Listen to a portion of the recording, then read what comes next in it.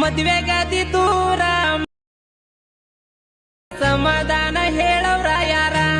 Friends, video ನೋಡ್ತಾ ಇರಲ್ಲ, ಈ ವಿಡಿಯೋಗೆ ನಾನು ಕಾಪಿರೈಟ್ ಕ್ಲೈಮ್ ಬರ್ತಂದು ಸೌಂಡನ್ನು ಮ್ಯೂಟಲ್ಲಿ ಇಕ್ಕಿರ್ತೀನಿ. ಸೊ ಫ್ರೆಂಡ್ಸ್ ನೋಡಿ, ಇದೇ ಒಂದು ವಿಡಿಯೋನ ನಾನು ಡಿಸ್ಕ್ರಿಪ್ಷನ್ ಬಾಕ್ಸಲ್ಲಿ ಫುಲ್ ಪ್ರಾಜೆಕ್ಟಾಗಿ ಲಿಂಕು ಕನ್ವರ್ಟ್ ಅದರ ಹಾಕಿರ್ತೀನಿ. ಸೊ ಅಲ್ಲಿ ಹೋಗ್ಬಿಟ್ಟು ನೀವು ಓಪನ್ ಮಾಡ್ಕೊಳ್ಬೋದು. ಸೊ ಬನ್ನಿ ಯಾವ ಥರ ನಿಮ್ಮ ಅಲರ್ಟ್ ಮಿಷನ್ಗೆ ಇಂಪೋರ್ಟ್ ಮಾಡ್ಕೊಳ್ಳೋದು ಅಂತ ಹೇಳ್ಕೊಡ್ತೀನಿ. ಸೊ ಮೊದಲನೇದಾಗಿ ಫ್ರೆಂಡ್ಸ್ ನಾನು ನೋಡಿ ತೋರಿಸ್ಕೊಡ್ತೀನಿ, ಬನ್ನಿ ಅದೇ ಥರ ನೀವು ಫಾಲೋ ಮಾಡಿ.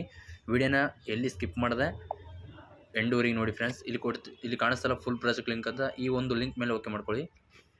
ಇಲ್ಲಿ ಓಪನ್ ಮಾಡ್ಕೊಳ್ಳಿ.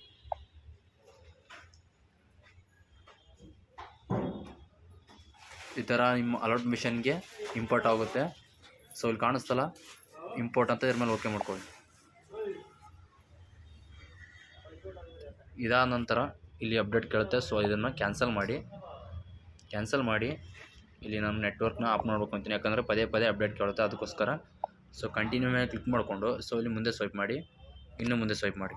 ಸೊ ಇಲ್ಲಿ ಕಾಣಿಸ್ತಲ್ಲ ಕೈಮಾಸ್ಟ್ ಲೋಗೋ, ಈ ಲೋಗೋ ಮೇಲೆ ಕ್ಲಿಕ್ ಮಾಡಿಕೊಂಡು ನೀವು ಫೋಟೋನ ಈಸಿಯಾಗಿ ರಿಪ್ಲೇಸ್ ಮಾಡ್ಕೊಳ್ಬೋದು.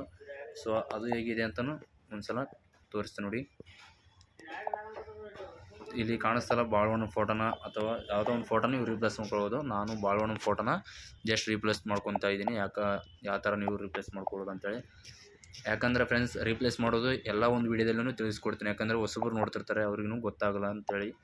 ಅದಕ್ಕೋಸ್ಕರ ಈ ಥರ ಇಲ್ಲಿ ಇನ್ನೊಂದು ಫೋಟೋ ಐತೆ ಕೊನೆಯದಾಗಿ.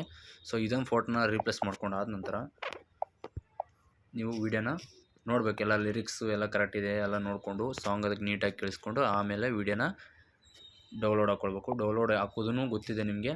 ಸೊ ಇದಾದ ನಂತರ ನೀವು ಯಾವುದೇ ಒಂದು ವೀಡಿಯೋನ ಕ್ರಿಯೇಟ್ ಮಾಡ್ಕೊಳ್ಬೇಕಂದ್ರೆ ನಾನು ತಿಳಿಸ್ಕೊಡ್ತೀನಿ ನೋಡಿ. ಸೊ ಮೊದಲನೇದಾಗಿ ಒಂದು ಫೋಟೋನ ಆ್ಯಡ್ ಮಾಡ್ಕೋಬೇಕು. ಸೊ ನೋಡಿ ನಿಮಗೆ ತಿಳಿಸ್ಕೊಡ್ತೀನಿ.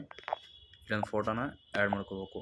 ಇದನ್ನು ಇಲ್ಲಿ ಕಾಣಿಸ್ತಲ್ಲ ಇವು ಮೋಹನ್ ಟ್ರಾನ್ಸ್ಫರ್ ಅಂತೇಳಿ, ಇದ್ರ ಮೇಲೆ ಕ್ಲಿಕ್ ಮಾಡಿಕೊಂಡು ಇಲ್ಲಿ ನೀವೇನು ಮಾಡೋಕ್ಕಪ್ಪ ಅಂದರೆ ಇಲ್ಲಿ ಇದ್ರ ಮೇಲೆ ಕ್ಲಿಕ್ ಮಾಡ್ಕೊಂಡು ಇಲ್ಲಿ ಕಾಣುತ್ತಲ್ಲ ಬೋರ್ಡ್ ಮತ್ತು ಶವೇಡ್ ಅಂತ, ಇದ್ರ ಮೇಲೆ ಓಕೆ ಮಾಡಿಕೊಂಡು ಇಲ್ಲಿ ಆನ್ ಮಾಡ್ಕೊಳ್ಬೇಕು. ಯಾಕಂದರೆ ಇದು ಬ್ಯಾಕ್ಗ್ರೌಂಡ್ ವೈಟಾಗಿ ಸುಮ್ಮನೆ ಮಾರ್ಕ್ ಬರುತ್ತೆ, ಬ್ಯಾಕ್ಗ್ರೌಂಡೆಲ್ಲ ಇದು ಮಾರ್ಕ್ ಸುತ್ತ.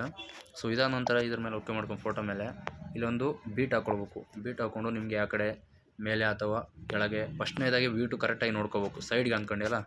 ಅದಾದ ನಂತರ ಸ್ವಲ್ಪ ಮುಂದೆ ತೊಗೊಂಡು ಇಲ್ಲೊಂದು ಹಾಕ್ಕೊಂಡು ಬೀಟು ಈ ಥರ ಹೇಳ್ಕೊಳ್ಬೇಕು ಈಸಿಯಾಗಿ.